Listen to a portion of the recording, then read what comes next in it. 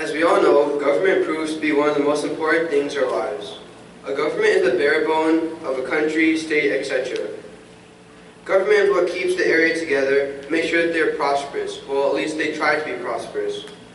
There are many different forms of government, but the most popular one that we know is democracy. As stated in many prior speeches, India is the largest democracy in the world.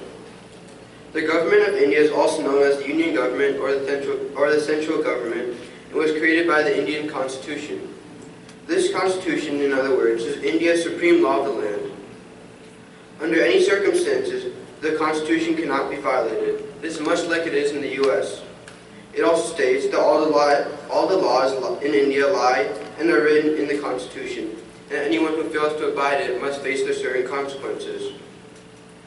The single most important person in the Indian government is the Prime Minister.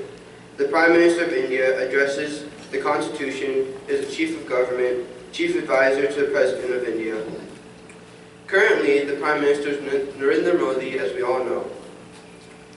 Narendra Modi is debatably India's most loved politician.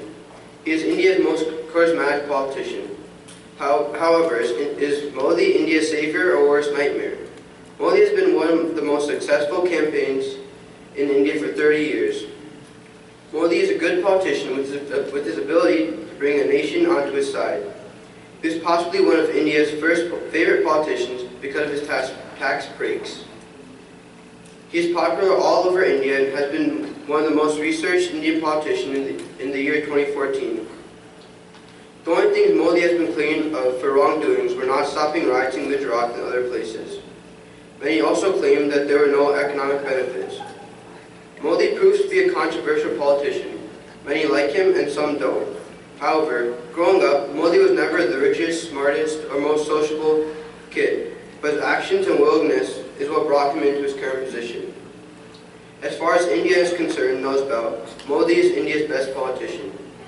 Moving on into the other parts of the Indian government, there's the legislature and judiciary.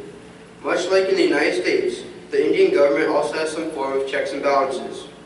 The judicial branch, also known as the Supreme Court, has the ability to check on the legislature to see if the laws created contradict a given law in the Indian Constitution. This is made up to keep a balance inside the government. India has a strong democracy and is one of the best in the world. Everyone in India has their own rights and ability to vote. The Indian people indirectly elect their presidents through the government officials. The checks and balances make sure that the government is fair and that the country is the most beneficial that it can be. This is very similar to government in the U.S. India's government is well structured and proves to be one of the best democracies. Therefore, I urge the youth to take an interest in government and to understand what's happening in the world around them. Thank you.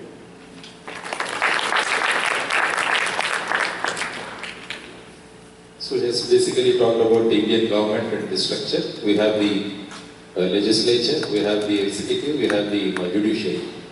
And of course the fourth estate, what we call is the media. This is what is the structure, and you had talked about Prime Minister Shri Narendra Modi ji, and also about the various patterns of the government. He said hard work and getting to the people, to their problems, and having a good vision always helps somebody to come up in life. Yeah. So that's why it is a thing to have a good vision and do hard work. There is always a thing called smart work also. Many youngsters say smart work is more important. What is important, hard work or smart work? Smart work. Smart work comes, sometimes it is very, very useful. I was listening to somebody yesterday, he talks about an interview. So somebody goes to an interview. The interviewing board asks him, you want one tough question or 20 easy questions?